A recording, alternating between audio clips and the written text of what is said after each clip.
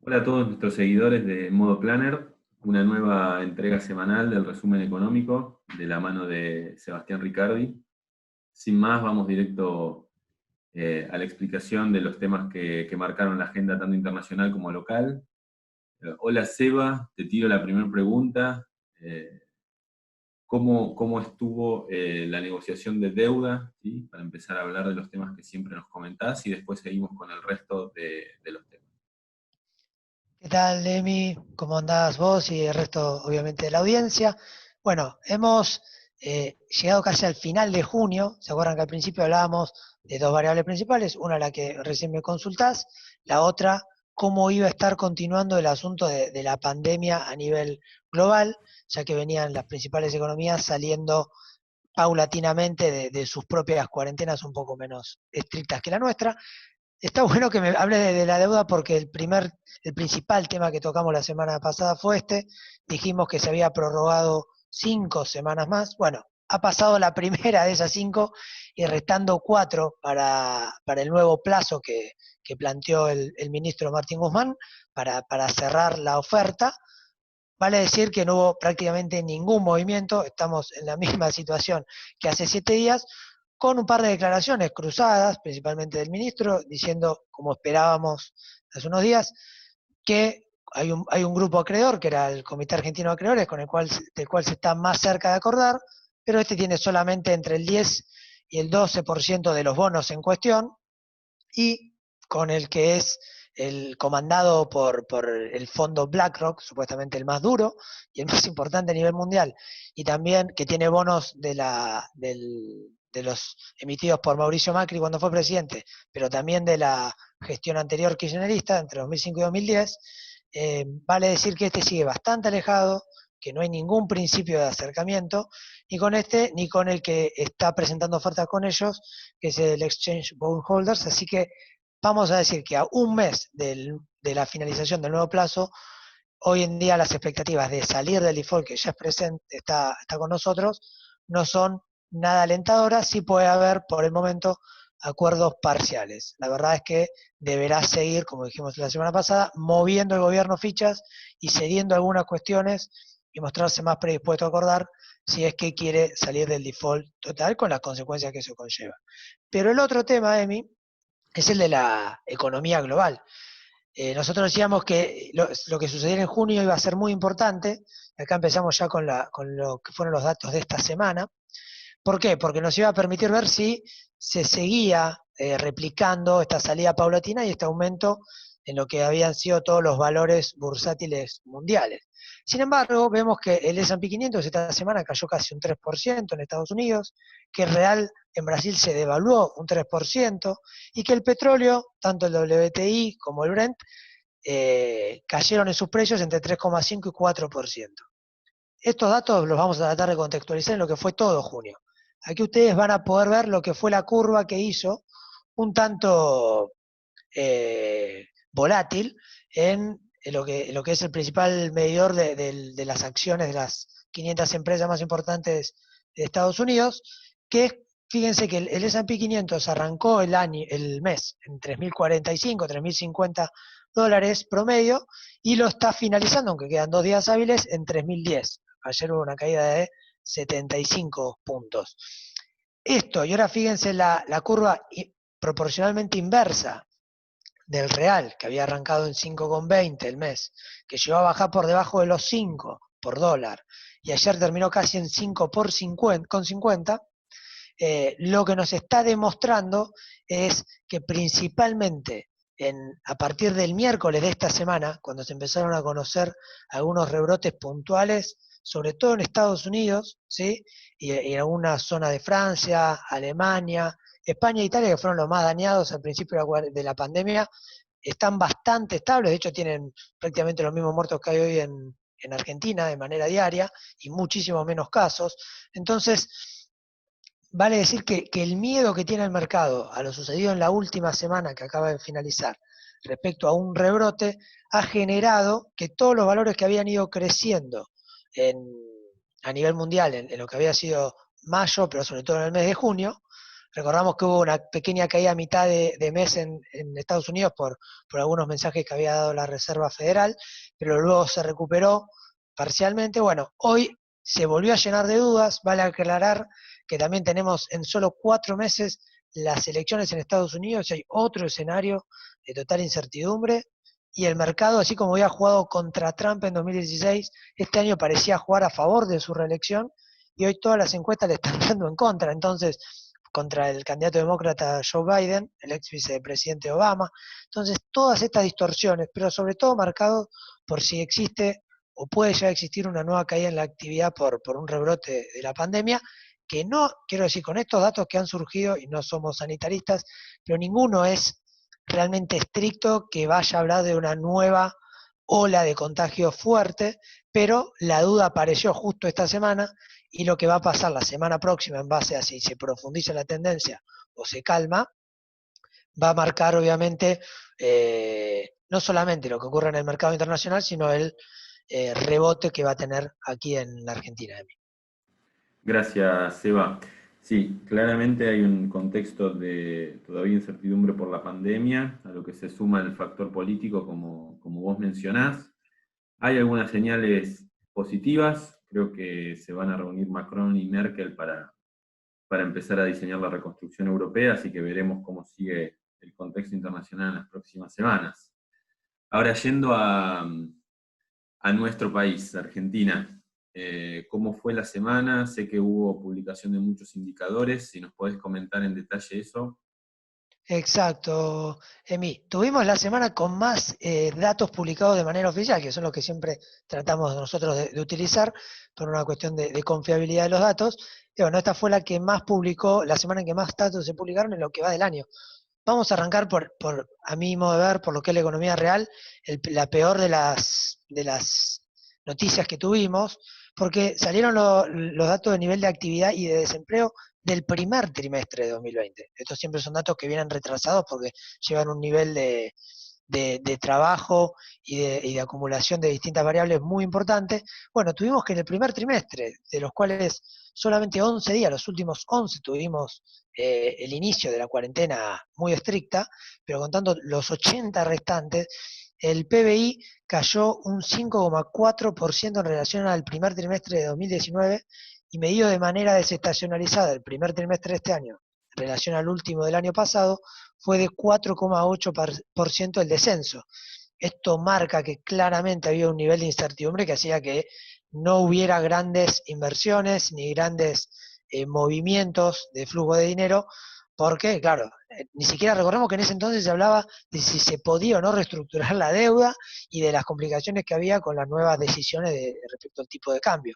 Bueno, hoy se sumó la cuarentena y se espera hasta 15 puntos como mínimo de caída del PBI en el segundo trimestre. Así que estamos diciendo que veníamos de una situación muy difícil y que se habrá profundizado notablemente en el trimestre que finaliza el martes que viene, para lo cual los datos oficiales faltan mucho. Y el desempleo también en ese primer trimestre, pre-cuarentena, llegó al 10,4%, subió casi un 1,5% desestacionalizado respecto al trimestre anterior.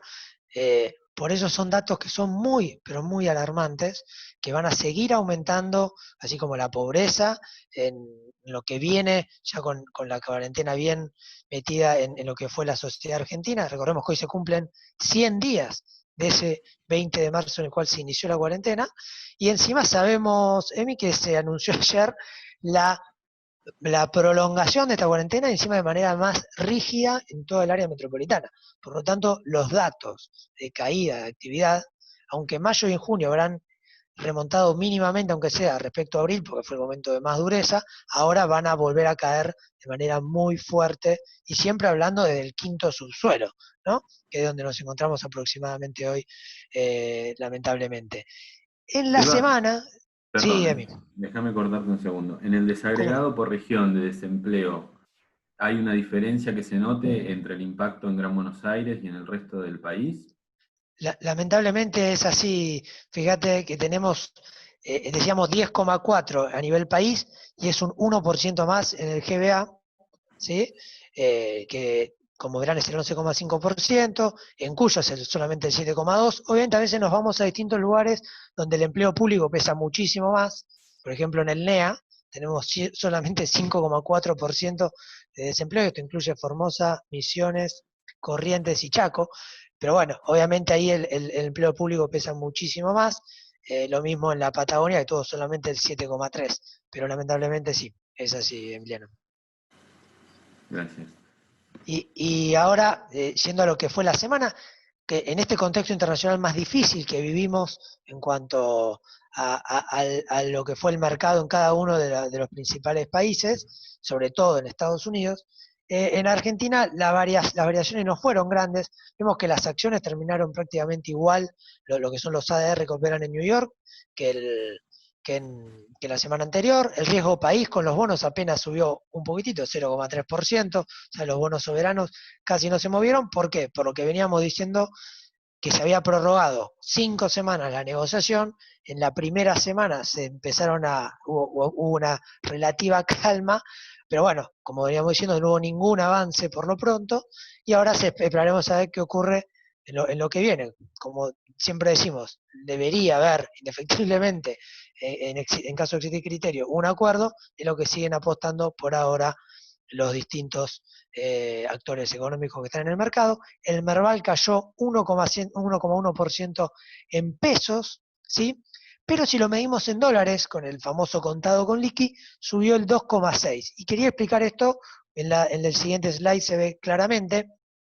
Fíjense que el dólar MEP y el dólar contado con liquidación cayeron muy fuerte esta semana. Más del 6% del MEP bolsa, más del 3,5% del contado con liqui. Y vos preguntarás por qué se va. Y ahora vamos a ir a las siguientes diapositivas que lo van a explicar un poco más. Pero, ¿por qué esto suena artificial? Porque por un lado el dólar oficial sigue con su evaluación habitual, esta vez volvió a ser 0,6% en lo que fue la semana.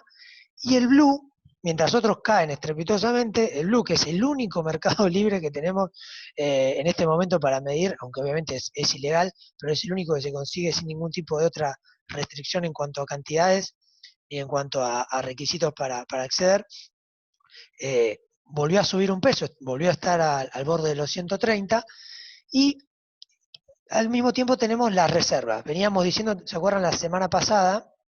Y ahora voy a ir de vuelta a la explicación de por qué cayó el contado con liqui. Pero la semana pasada, entre la semana pasada y esta, solamente subió 22 millones de dólares la reserva, o sea, se mantuvieron totalmente estables. Algunos días vendieron algunos dólares en el MULC, otros días el BCRA compró algo, el saldo neto de la semana fue totalmente neutro. Y vamos a explicar qué está pasando con los dólares, ¿sí? Por un lado se publicó, Emi, el intercambio comercial argentino de mayo.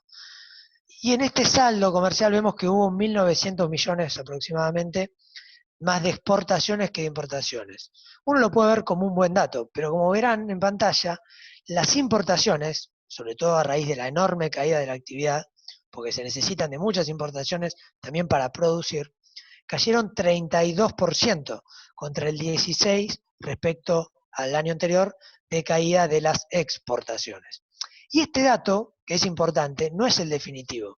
Primero, ¿por qué? Porque tenemos que es el mes de mayor liquidación de divisas, que recordemos que entre abril y junio está la cosecha gruesa y es cuando más se exportan las commodities relacionadas al agro. Como ven en este gráfico, en la línea roja se ve cómo fue el flujo de exportaciones del agro en la época del segundo gobierno de Cristina, en azul del gobierno de Macri, que fue un poco menos volátil. ¿Por qué? Porque en las épocas de que no había cosecha gruesa se continuaba vendiendo a futuro, en base a que había un único mercado de cambios. En el de Cristino hubo cepo como tenemos ahora. Y fíjense lo mucho más bajo que viene siendo la liquidación. También hay precios más bajos, esto vale decirlo, de los commodities, pero al venir más bajo la liquidación no porque haya mucha menos cantidad y se esté guardando, sino porque se cosechó menos y porque están más bajos los precios. Ustedes observarán, quiero aclarar que la línea azul es solamente de 2019, no de toda la gestión de Macri, pero observarán que si estamos en este nivel, menor a los 2.000 millones de dólares, en los 2 meses más importantes del año, lo que puede venir después es una importante escasez de dólares en el mercado total, ¿sí? Que se basa principalmente en lo que hace el agro. Y así como teníamos el saldo a favor de mayo, lo que vemos ahora es el balance cambiario que se publicó anoche de la cuenta corriente, que publica el Banco Central esto, y verán que en mayo, como esto toma todo lo que son los ingresos y todo lo que son los egresos de dólares, no solamente exportaciones e importaciones, también turismo, que estuvo muerto, obviamente la gente no viajó y por eso no compró dólares. Sin embargo, el saldo final, observarán ustedes que la cuenta corriente en mayo del año pasado fue de 236 millones superavitaria y este mes de 2020 fue de 322 millones de déficit en la cuenta corriente. Así que este dato es bastante importante y habrá que seguir respecto a junio, ¿sí? Entonces, por un lado teníamos esta situación y acá el ejemplo más claro que es ustedes saben lo que se permite comprar por dólar solidario, hasta $200 por persona en el mercado minorista. Fíjense, en abril hubo 450.000 personas que accedieron al mercado de cambios que permite el oficial minorista, con el 30% de recargo. Perdón, esto fue en marzo. En abril fueron 1.200.000 personas y en mayo, Emi, tuvimos casi 2.400.000 personas. ¿Qué es esto? Primero que, obviamente, la economía está muerta y mucha gente que aún sigue cobrando el sueldo no tiene dónde gastarlo y obviamente va al ahorro fácil que son estos $200, pero sobre todo que cuando esto ocurre, lo que está demostrado es que el tipo de cambio está atrasado, ¿sí? Y antes de pasar a lo que es el otro gran dato de la semana, que es el déficit fiscal, quiero cerrar con lo del dólar MEP y el dólar contado con liqui. Todos estos datos son de mayo. Nosotros hablamos a fin de mayo las fuertes restricciones que impusieron el Banco Central y la Comisión Nacional de Valores para que importadores no puedan acceder rápidamente al mercado, fácilmente al mercado libre de cambio, para que quienes iban a este famoso dólar solidario no pudieran ir al dólar MEP. Entonces cayó enormemente la demanda de dólar MEP y de contado con liqui, y el saldo, el resultado es que muchos importadores aumentaron la oferta yendo a comprar dólares solamente para poder importar algo, ¿sí? Trayendo dólares del exterior, y por el otro lado, los que a veces querían operar de manera financiera estrictamente para comprar dólares por este tipo de dólar, lo dejaron de hacer. Entonces, eso que generó que el dólar MEP y el dólar contado con liqui, sobre todo en la última semana, cayera muy fuerte, pero al mismo tiempo esto sea ficticio porque ni el oficial ni el blue, que es el único libre, cayeron, sino que siguieron aumentando. Bueno, Seba, clarísimo. Para cerrar, ¿nos podés comentar cómo fue el escenario fiscal a partir de los datos informados? Por supuesto, Emi, este es el otro gran dato de la semana, el que nos restaba. Lamentablemente, fue a inicio de semana se conoció el déficit fiscal de mayo. Y para que tengan una idea, este déficit fiscal fue de 251.287 millones de pesos, 10 veces más que el de mayo del año pasado, y el gasto primario ascendió a 580.000 millones de pesos. Ese gasto primario fue un 96% más que mayo del año pasado, y los ingresos fueron un 2% más, ¿sí? Esto lo que queremos decir es que todo esto, y en días vamos a tener lo que fue el dato de cuánto se transfirió del central al gobierno, al tesoro, todo esto se financia con emisión monetaria, ¿sí? Y vean ustedes esta curva que podemos ver, ¿sí? De lo que ha sido el déficit del 2,1% que llevamos acumulado, ¿sí? En mayo. Y fíjense que, para que ustedes tengan una idea cómo es el año, todos los déficits son mucho más profundos en los últimos meses del año, y si hubiera superávit es menor en los últimos meses del año que en los primeros. Aquí estamos viendo que en 2020 la curva viene bajando enormemente el déficit y todavía nos falta transitar el peor momento del año, que es cuando se hace una especie de balance de cómo va cerrando y hay mucho más gastos que cubrir en el último trimestre del año principalmente que en el primero. Bueno, esta es la curva de cómo viene comparado con años anteriores. Y lo que nos queda como contrapartida a esto, porque si uno, todos esos pesos que se ingresan como circulante en nuestro mercado cotidiano, en la actividad comercial, obviamente, no los absorbiera el Banco Central, ahí sí estaríamos con una bomba inflacionaria a punto de explotar o ya explotando y obviamente una devaluación realmente marcada. Para eso, los pasivos remunerados que emite el Banco Central permite absorber todos esos pesos, pero lo que estamos viendo ahora para cerrar el informe en pantalla es cómo se ha incrementado, fíjense, el porcentaje del ELIX y PASES, que son los pasivos remunerados que tiene el Banco Central por la absorción de pesos, hoy son el 78% del equivalente a las reservas internacionales. Fíjense que en agosto del año pasado eran el 42%. Todo esto es emisión futura, ¿sí? Que va a tener que entrar para pagar a los bancos todo esto que les está absorbiendo. Fíjense que estamos en 2,4 billones ya de pasivos remunerados, ¿sí? La sumatoria del ELIX más PASES, y todo esto lo que nos lleva a pensar, Emi, para cerrar, es cómo va a ser el país. Todavía nos falta saber en qué momento vamos a salir ya firmemente de esta cuarentena, y en el momento en que se empiece a reactivar la economía, como venimos diciendo hace tiempo, cómo va a ser el gobierno nacional para evitar que todo esto se exprese, todo esto que está debajo de la alfombra, en una, lamentablemente lo decimos, ¿no? Pero con la esperanza de que no ocurra, en una especie de bomba inflacionaria y devaluatoria. Bueno, Seba, gracias una vez más. Bueno, una conclusión parecida a la que sacábamos por ahí la semana pasada. Se están acumulando una serie de distorsiones, déficit fiscal, déficit cuasi fiscal, y hoy en día estamos como en un compás de espera básicamente por la situación de cuarentena, pero en algún momento obviamente saldremos de esta situación y veremos cómo estas distorsiones afectan la economía real. ¿Sí? Así que bueno, muchas gracias. Te despido hasta la semana que viene en un nuevo micro para todos nuestros seguidores, a quienes agradecemos como siempre por la fidelidad.